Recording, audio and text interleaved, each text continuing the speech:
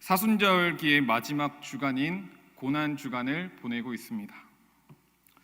여러분, 고난주간에 예수님의 십자가를 날이 갈수록 더욱더 깊이 묵상하는 은혜가 우리 가운데 있기를 간절히 소망합니다. 특별히 2023년 사순절에는 우리가 어찌하여야 하나님의 일을 하오리까 라는 주제를 가지고 오늘날의 시대 변화를 특징을 살펴보고 우리 교회가 앞으로 어떻게 나아가야 할 것인가에 대해서 함께 고민하는 그 자리들이 되었습니다. 한 번쯤 다시 질문 드려보겠습니다. 여러분, 들었던 내용 다 기억하십니까? 장을 보러 갈 때도 중요한 거는 뭘 사러 갈지를 기억해야 됩니다. 장을 보러 갔는데 내가 뭘 사러 왔지? 까먹으면은 필요 없는 거 사고 결국엔 집에 가서는 그거 안 샀다. 그래 되는 거예요. 한 번쯤 강의를 준비하면서 복습하는 시간도 필요하지 않을까. 우리 손주들한테는 예습, 복습하는데 우리도 한번 그 내용들을 한번 복습하는 시간이 필요할 것 같습니다.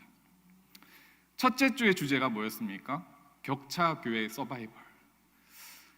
뭔가 꿈에서 배웠던 그 주님의 음성처럼 격차교회 서바이벌이라는 주제를 가지고 연합의 복을 누리는 것에 대해서 함께 나누었습니다. 오늘날 교회의 여러 가지 어려움 가운데 하나는 교회 간의 격차가 커져간다는 거예요. 그렇기 때문에 교회끼리 이제 더 이상은 경쟁에서 살아남는 서바이벌이 아니라 하나의 교회를 이루어서 연합의 복을 누리는 것이 더욱 중요해진다. 그러므로 교회가 우리 교회만 살아남는 것에 집중하는 것이 아니라 이웃의 교회를 돌보고 함께 협력하며 연합의 복을 누려야 한다라고 했습니다. 기억나시죠? 두 번째 주 뭐였습니까? 쫓아가면 도망가는 세대 MG라고 하셔야 됩니다. MZ 하면은 어른이에요, 어른. MG 하셔야 돼요, MG 여러분. 쫓아가면 도망가는 세대 MG라고 하는 이름을 가지고 교회 안의 젊은 세대들을 우리가 그 특징으로 젊은 세대들을 완벽히 이해할 수는 없습니다. 사람마다 다 다르거든요. 그렇지만 일반적인 특징에 대해서 우리 함께 나누어 봤습니다. 앞으로 교회의 주축이 되어서 교회가 지금까지 이어왔던 사명을 이어받아 가야 할 우리 교회 안의 젊은 세대들, 그 세대들을 이어가기 위해서는 그들을 우리가 이해하는 것이 필요하더라. 그들에게 복음의 직접적인 체험을 제공해주고 언제든 쉼과 안식을 제공해주며 공동체로 돌아올 수 있는 문화를 우리가 함께 만들어줘야 된다라는 내용 기억나십니까? 유튜브에 성답교회 치시고 구독과 좋아요 누르시고 보시면은 다 나와 있습니다. 다시 한번 들어가셔서 그 강의들 보시면서 맞아, 이런 내용 들었지 기억하시면 좋겠어요. 세 번째 주 몰라큐 라이프 처음 들어보십니까? 몰라큐 라이프라는 주제를 가지고 이제까지 관계하시는 하나님에 대해서 나누었습니다. 삼위일체 하나님께서 관계하셨고 관계해오셨고 관계하기를 멈추지 않으셨기에 우리 또한 오늘날 시대에 이 관계를 이루어 가야 된다라고 했습니다. 교회 안과 밖으로 하나님의 일하심을 따라서 거룩한 소그룹 공동체를 함께 세워가야 되더라라는 것이었죠. 네 번째 주 퍼블릭 처치, 공교회에 대해서 배워보았습니다. 우리 속에 담겨진 이 보물을 잘 보여주는 거룩한 진열대인 공교회에 대해서 함께 고민을 나누었습니다. 지금 이 지역에 성답교회에 몸담게 하신 이유를 물어보는 공동체, 그래서 오늘날 이 시대에 하나님께서 우리 교회를 향한 이 공교회를 향한 하나님의 뜻에 질문하며 나아가는 공동체에 대해서 함께 고민했습니다. 지난주에 뭘 했습니까? SBNR 뭔지 모르시나요? 자, spiritual but not religious라는 제가 발음을 연습을 했는데 잘 안 되네요. 지난주에 정성진 목사님 아주 멋있게 하셨는데 저는 안 됩니다. 영적이지만 종교직이지 않은 사람들, 그렇죠? 그런 사람들을 일컬어 SBNR이라고 했고, 그런 사람들이 점차적으로 많아지더라. 단순히 종교인이 아니라 신앙인의 삶을 살아내는 것, 이를 위한 교회의 사역, 공동체의 모습들에 대해서 함께 나누었습니다. 여러분 이거 꼭 기억하셨으면 좋겠습니다. 이렇게 다양한 주제를 가지고 이 사순절 절기에 우리가 함께 고민하며 하나님의 뜻을 구했던 이유가 무엇입니까? 시대가 변하고 있기 때문입니다. 근데 다시 한번 생각해 보면 여러분, 시대는 변하지 않은 적이 단 한 번도 없습니다. 모든 역사 속에서 계속해서 변화는 있었습니다. 교회는 그 변화의 흐름을 잘 이해하고 이 변화의 흐름 속에서 하나님이 과연 어떠한 일을 하기 원하시는가 질문하고 때로는 과감하게 한 걸음 내디딜 수 있어야 합니다. 물론 그 변화의 속도의 차이가 납니다. 오늘날의 사회 인문학에 있어서도 이 변화의 속도가 매우 급속도라고 평가하고 있습니다. 미래학자들은 말하기를 코로나19 때문에 변화의 속도가 수십 년 뒤에 일어났을 변화가 급속도로 앞당겨졌다라고 이야기합니다. 그에 따라 다양한 변화들이 나타났고, 변화의 모습을 정확히 이해하는 것은 우리 성답 공동체가 앞으로 나아가야 할 발걸음의 방향을 고민함에 있어서 반드시 행해야 할 숙제인 것입니다. 오늘 우리가 함께 나누어 볼 주제는 바로 플로팅 크리스천이라고 하는 주제입니다. 아이고, 6개나 뭔 말인지 모르겠는 단어들이 막 티났는데, 그렇죠? 마지막 주까지 뭔 말인지 모르겠는 단어가 나왔습니다. 그렇지만 여러분, 어려운 단어가 아닙니다. 크리스천은 뭔지 아시겠죠? 그렇죠? 그리스도인이라는 것입니다. 플로팅은 그러면 무슨 뜻입니까? 플로팅은 공중이나 물에 떠있는, 떠도는 유동적인이라는 뜻입니다. 그러니까 떠도는 크리스천들, 유동적인 크리스천들이라는 뜻인 것이죠. 코로나가 발생하고 나서 한국 교회 안에 이렇게 떠도는 크리스천들이 급속도로 늘어났다는 것입니다. 기존의 한국 교회의 문화 또는 신앙적인 전통을 벗어나서 좀 자유롭게 떠도는, 내가 원하는 모습과 내가 원하는 방향으로 공동체를 벗어나서 신앙생활을 해나가는 이 플로팅 크리스천들이 늘어났다는 거예요. 이렇게 설명드려도 플로팅 크리스천이 정확히 뭔지는 아직 잘 이해가 안 되실 것 같습니다. 왜 이 플로팅 크리스천이 발생했는지 그 이유를 살펴보면 조금 더 이해가 되실 것 같습니다. 코로나19가 발생하고 거리두기가 시행되고 나서 한국 교회에 가장 심각하고 크게 일어난 변화가 뭐였습니까? 뭐였을까요?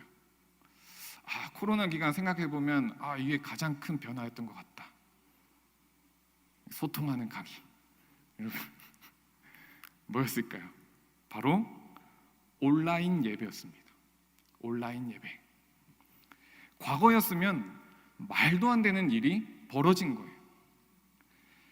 신앙이 있는 사람이라면 당연히 주일 성수를 했고, 당연히 주일 성수는 교회 가서 예배 드리는 것이었습니다. 그런데 코로나가 발생하더니 어떠한 주간에 어떠한 교회들은 보니 교회는 텅 비어 있고 대부분의 가정들이 집에서, TV 앞에서, 핸드폰 앞에서 예배를 드리고 있더라는 거예요.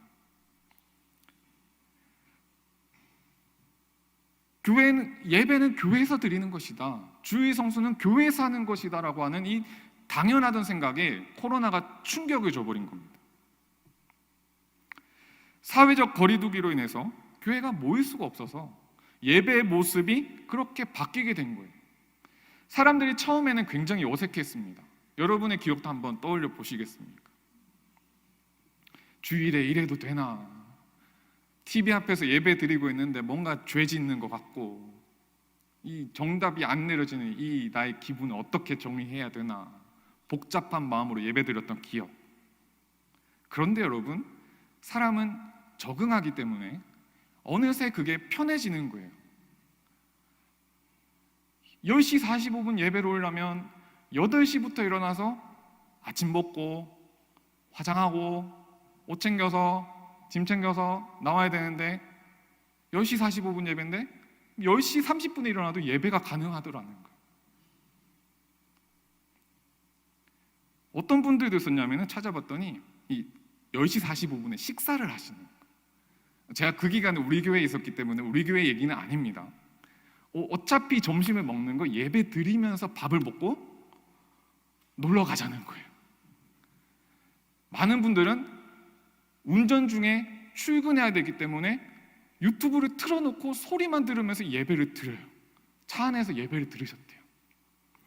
심지어는 화장실에서 볼일을 보면서 목사님 말씀을 듣는 성도들도 있었다는 거예요.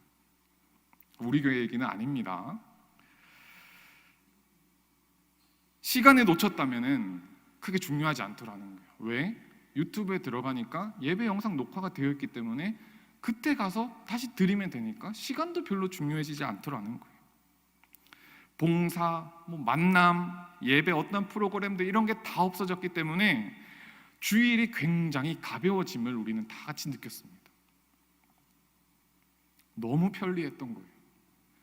사람들은 초창기에 매우 교회를 그리워했습니다. 하루빨리 대면 예배가 재개되어서 교회 가고 싶다. 그런데 한 몇 주 지났더니 비대면 예배도 예배다 라는 생각으로 바뀌게 되면서 강력해지게 되면서 많은 그리스도인들의 예배에 대한 생각이 바뀌게 되더라는 거예요.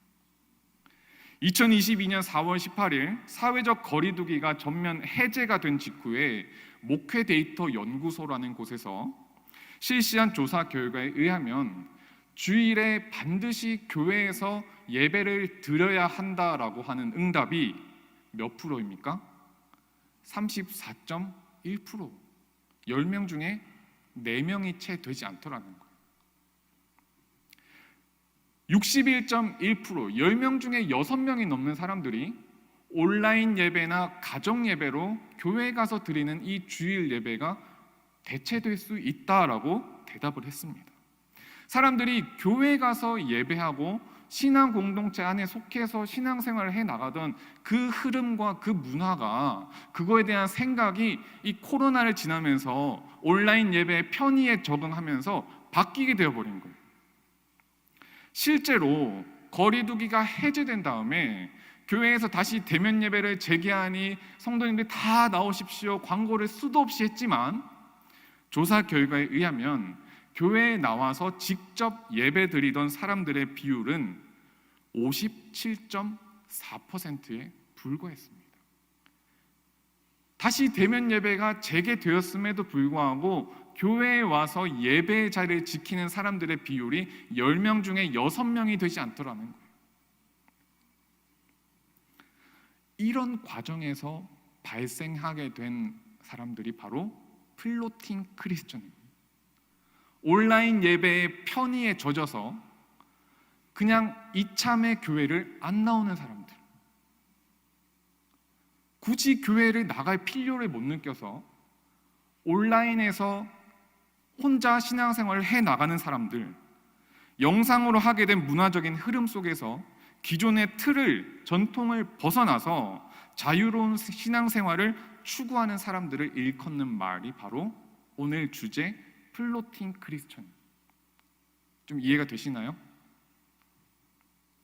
어쩌면 이참에 방금 전에 기도하실 때도 말씀하신 것처럼 코로나 이후에 여전히 교회로 나오지 않는 사람들, 그들을 일컬어서 플로팅 크리스천. 코로나를 겪으면서 한국 교회 안에 심각하게 일어난 현상인 것입니다.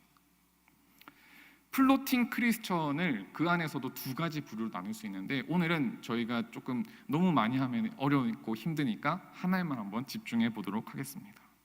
그 이름이 뭐냐면은 부평초형 플로팅 크리스천이에요.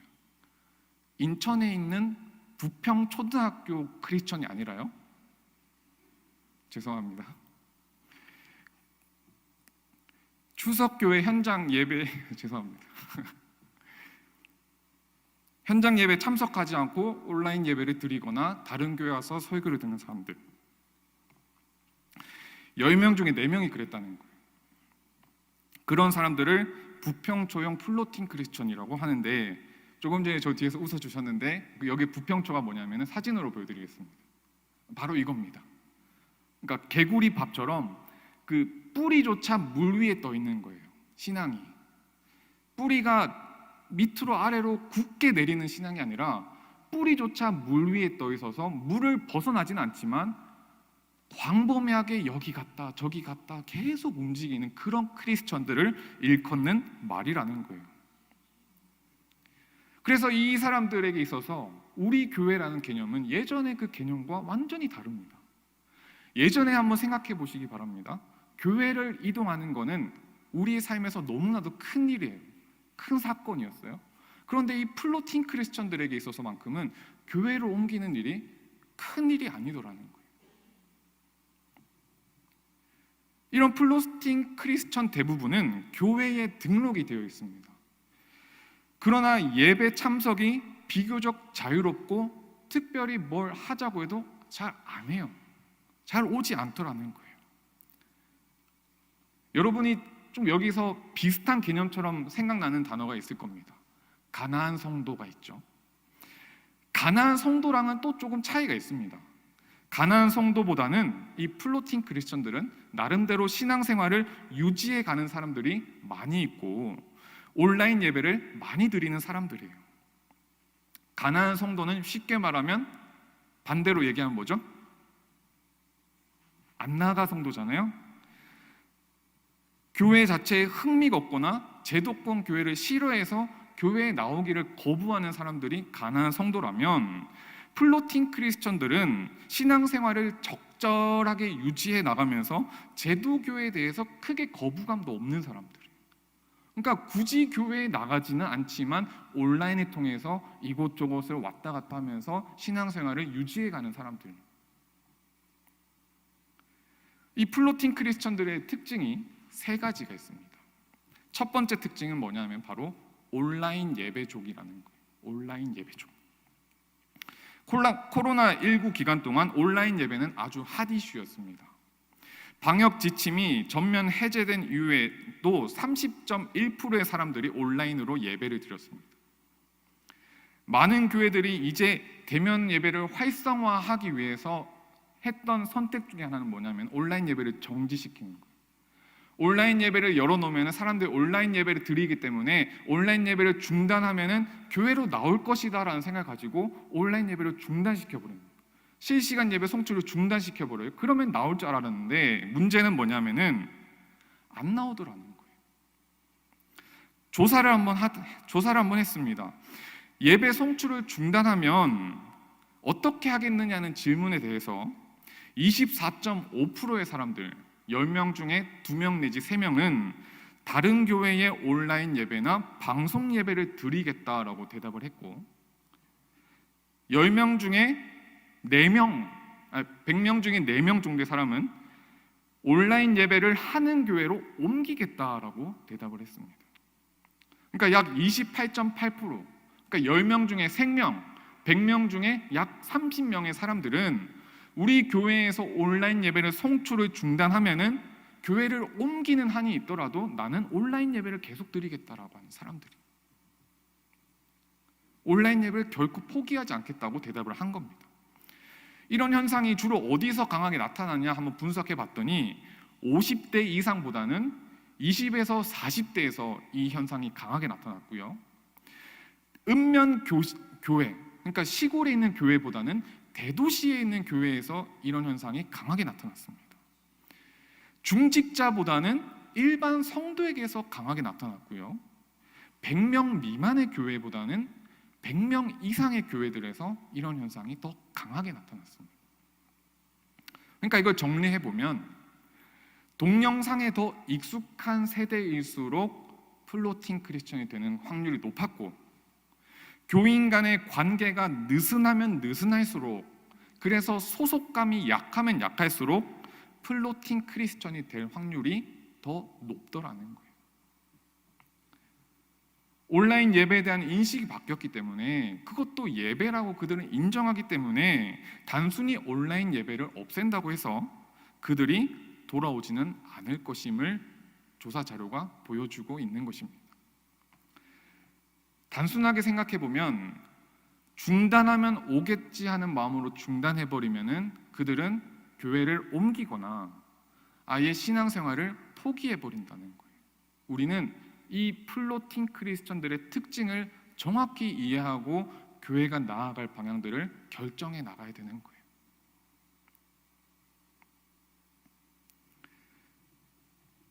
두 번째 특징이 뭐냐면은, 이 플로팅 크리스천들은 교회의 인맥 또는 교회의 모임을 그다지 중요하게 생각하지 않더라는 거예요. 코로나19 중에도 보면은 거리두기가 있었지만 만날 사람들은 다 만났습니다. 선별하여서 중요한 사람일수록 거리두기 단계가 있었지만 그 안에서도 만날 사람은 다 만났어요.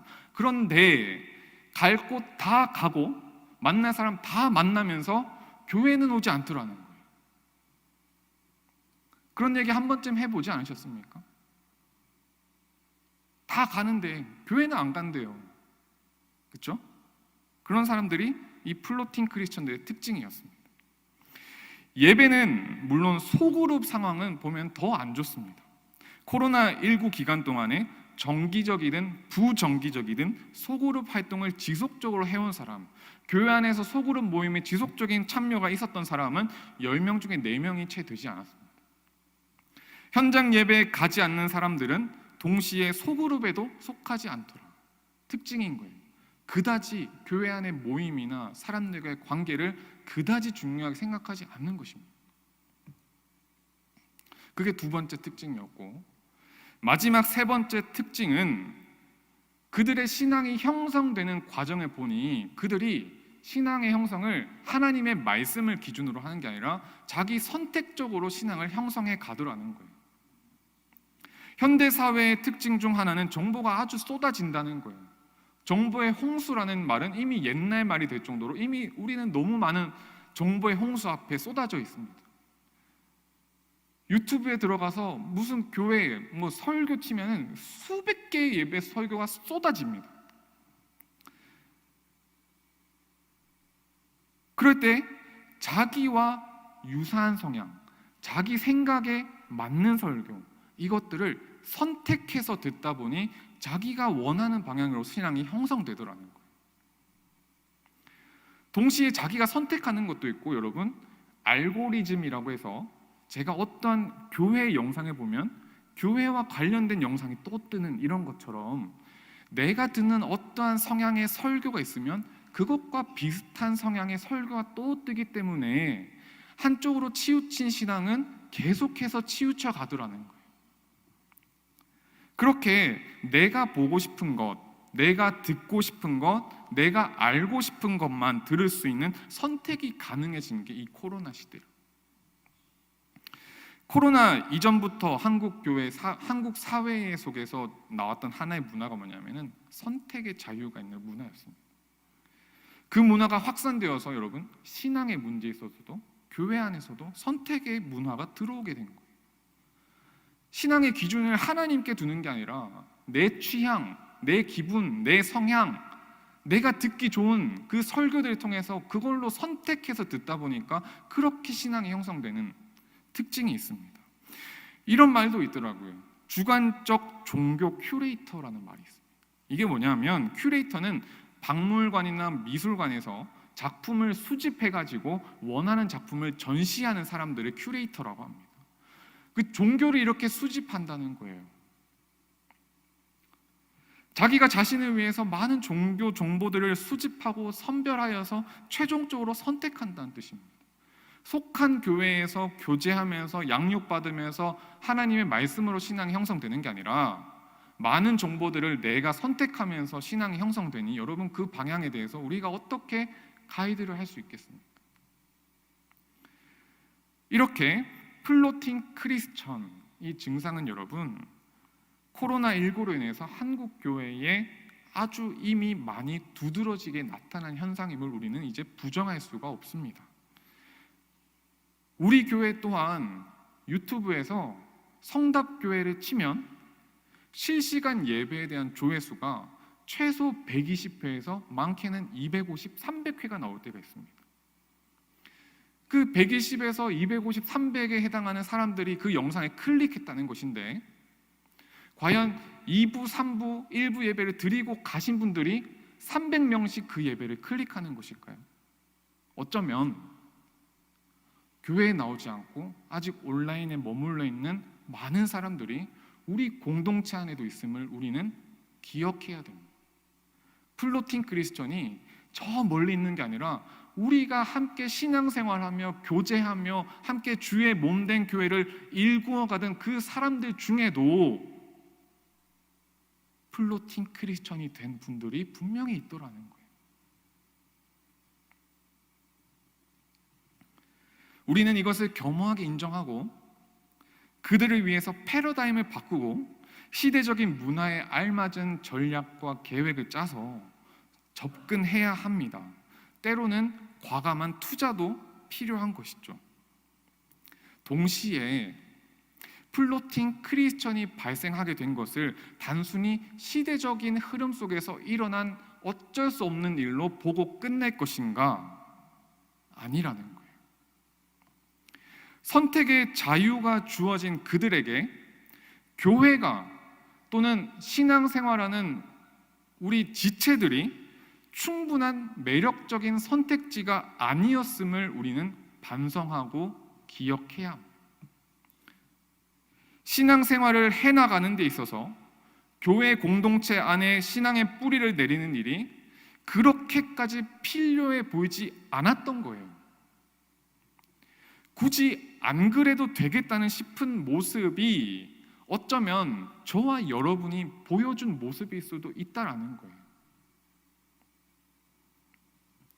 아마도 많은 플로팅 크리스천들에게 무엇을 보며 그러한 선택을 하게 되었냐라고 물어본다면 대부분 사람들은 그랬을 겁니다. 교회에 가서 사람들을 보니까 굳이 교회 나갈 필요는 없겠더라. 여러분, 이것은 우리가 참으로 무겁게 받아들여야 할 현실입니다. 결국 여러분, 신앙이라는 것은 뿌리 깊은 믿음으로 이어져야 합니다. 이곳저곳을 떠돌아다니는 신앙인으로 내버려 두고 그러한 플로팅 크리스천들이 많아지는 것은 하나님의 뜻과 계획이 아니고 하나님의 원래 그 선하신 계획에서 어긋난 일임을 우리는 기억해야 됩니다. 오늘 본문 16절에 보면 그의 영광의 풍성함을 따라 그의 성령으로 말미암아 너희 속사람을 능력으로 강건하게 하시오며, 우리의 속사람을 능력으로 강건하게 하시는 성령님을 의지하는 것이 신앙생활입니다.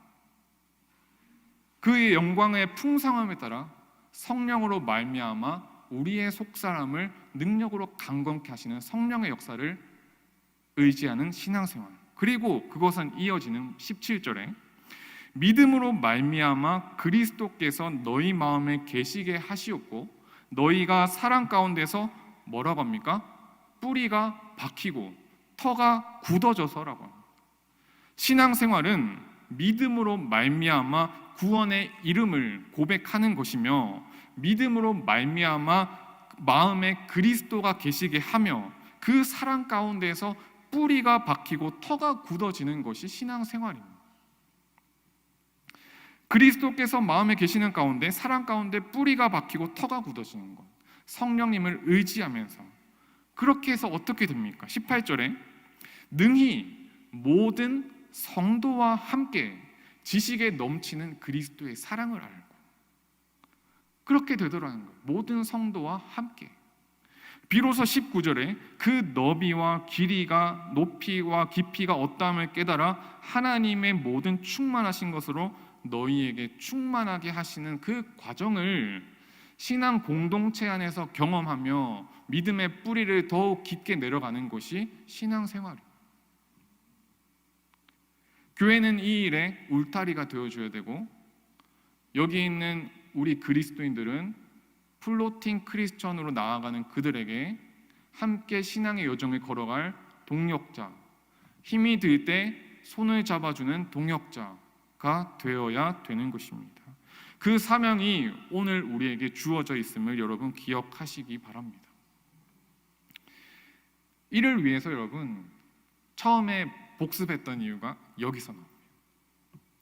모든 이게 플로팅 크리스천들을 다시 뿌리 내릴 수 있도록 우리가 어떠한 노력을 할 수 있는가? 먼저 교회는 거룩한 진열대인 공교회로서 우리가 가진 소중한 보배를 온전히 잘 보여줄 수 있는 일에 함께 힘써 협력해야 됩니다. 적어도 장애물이 되지 않는 일이 되기 위해서 힘쓰는 게 아니라 거룩한 진열대가 되어서 우리 안에 예수의 향기가 마음껏 뿜어나도록, 우리 안에 예수 그리스도의 복음, 그 보물이 마음껏 보여질 수 있도록 우리가 보여주는 일에 힘써야 됩니다. 이를 위해서 온 교회들이 서로 경쟁해서 살아남기를 경쟁하는 것이 아니라 모든 교회가 함께 협력하는 것이고, 주의 몸된 교회를 이루는 우리 모두가 이 일에 협력해서 연합의 복을 이루어야 되는 것입니다. 함께 연합하는 가운데 거룩한 공교의 아름다운 모습을 우리는 함께 이루어 가야 된다. 플로팅 크리스천의 주요 특징 중 하나가 선택하는 모습이라면, 교회가 거룩한 진열대 위에 그리스도의 복음의 보물을 보여줌으로써 그들에게 선택지가 되어 주어야 되는 거예요. 교회는 뭐가 달라도 다르구나, 세상이 교회를 걱정하는 지경에 이르렀음을 회개하고, 우리는 우리에게 주어진 이 소중한 보물을 보여주는 거룩한 진열대의 역할을 회복해야 되는 거예요. 교회로서, 각자 개인의 삶에서. 이 일을 위해서 뭐가 또 필요합니까? 단순한 종교인이 아니라 신앙인의 삶으로 우리 믿음의 삶을 보여줘야 되는 거예요. 믿음의 삶을 살아내야 되는 거예요. 단순히 주일에 와가지고 주일 예배를 드리는 종교인의 활동으로서 의의를 두는 신앙생활이 아니라 하나님의 말씀을 우리의 삶 속에서, 우리의 삶의 현장에서 우리와 만나는 수많은 사람들에게 신앙을 삶으로 살아내는 것을 보여주는 신앙인의 삶, 그것을 함께 나누는 공동체. 온라인 예배라는 특징을 가진 플로팅 크리스천들이 저럴 거면 그냥 집에서 드리는 게 낫다라고 생각하게 만드는 예배가 아니라, 신앙을 삶으로 살아내는 그리스도인들이 함께 모여서 한 분 하나님을 뜨겁게 예배하는 그 예배 가운데 그들의 마음이 움직여지고 예배 현장으로, 교회 안으로 뿌리를 내려가게 된다는 거예요. 나아가서 여러분 또 한 가지 필요한 것이 교회 안의 관계, 소그룹 공동체의 회복이라는 거예요. 교회 안에도 많은 관계의 단절이 일어납니다. 세대 간의 단절, 소그룹 관계의 어려움 등 많은 어려움이 있습니다. 여러분, 우리는 다시 한번 하나님은 관계하는 하나님임을 기억하고, 삼위일체 하나님이 일하시고 삼위일체 하나님이 관계 맺으심을 기억하며, 코로나 기간이 지나고 나서 귀찮아하면서 피하는 것이 아니라 우리는 소그룹 공동체를 이루어가며 관계 맺으시는 하나님을 따라 우리는 힘써 교회 안에 올바른 관계들을 이루어 가야 되는 그런 하나님이 기뻐하시는 공동체를 온 성도가 한 마음으로 함께 이루어 가야 되는 거예요. 교회의 인맥과 관계를 그다지 중요하게 여기지 않는 그들에게조차 매력적으로 다가오는 소그룹 공동체, 그것은 하나님을 닮은 사랑의 공동체임을 기억하며 우리는 관계해야 되는 거예요.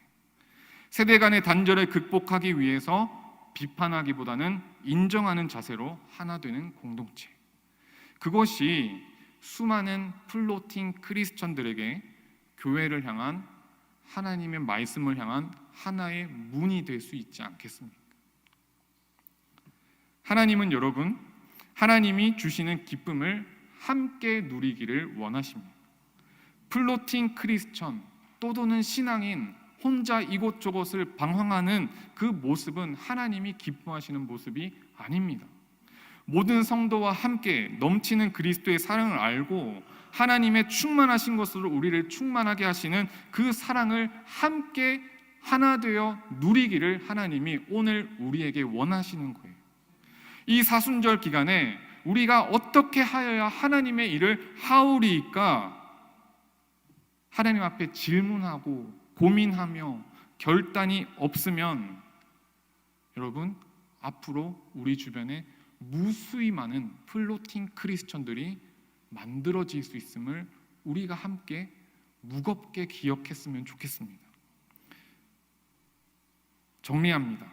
시대적인 변화를 다각도로 조명하고 연구하여 그것에 맞는 새로운 방법으로 접근해야 되고, 동시에 새로운 패러다임으로 그들을 신앙적으로 잘 돌보고 그 패러다임이 제공될 수 있어야 됩니다. 동시에 해야 될 것은 그들로 하여금 붕뜨게 만든 원인 또한 저와 여러분 우리 모두에게 있음을 우리가 절감하고 겸손히 인정하며 하나님 앞에 끊임없이 질문하는 겸손한 신앙인으로 신앙하는 바를 삶으로 살아내는 하나의 기준점, 신앙의 여정을 함께 걸어가는 이들의 공동체의 기준점, 하나님의 말씀에 건강하게 뿌리를 내리는 신앙 공동체인 교회의 기준점을 이 플로팅 크리스천들에게 제공해 줄 수 있어야 되는 거예요. 이 일에 함께 협력하는 저와 여러분, 우리 모든 성답의 공동체가 될 수 있기를 간절히 소망합니다.